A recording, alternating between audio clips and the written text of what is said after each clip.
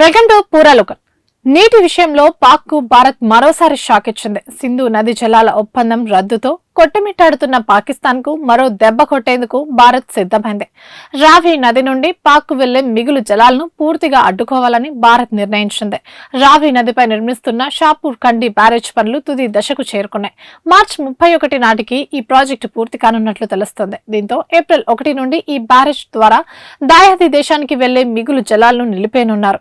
దాదాపు 4.5 దశాబ్దాలుగా సరైన నిల్వ సౌకర్యాలు లేకపోవడం వల్ల రావి నదిలోని అదనపు నీరు పాక్ కు ప్రవహిస్తోంది.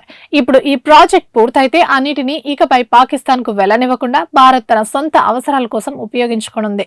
ఇదే విషయంపై జమ్మూ కాశ్మీర్ మంత్రి జావూద్ అహ్మద్ రానా కీలక వ్యాఖ్యలు చేశారు. కతువా, సాంబా వంటి కరువు ప్రాంతాలకు సాగునీరు అందించడమే ఈ ప్రాజెక్టు ప్రధాన ఉద్దేశమని ఆయన తెలిపారు. పాకిస్తాన్ కు వెళ్లే అదనపు నీటిని ఖచ్చితంగా ఆపేయాల్సిందే. ఇకపై అక్కడకు ఒక చుక్క నీరు కూడా పోదు అని జావీద్ పేర్కొన్నారు.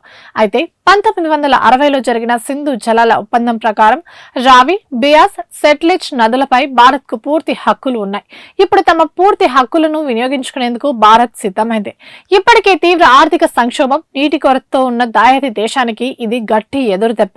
ముఖ్యంగా వ్యవసాయంపై ఆధారపడిన పాక్ పంజాబ్ ప్రావిన్స్ తీవ్ర ఇబ్బందులు ఎదుర్కోబోతున్నాయి. ఇవి ఇప్పటివరకు అప్డేట్స్. మరిన్ని అప్డేట్స్ కోసం చూస్తూనే ఉండండి పూరాలోకల్.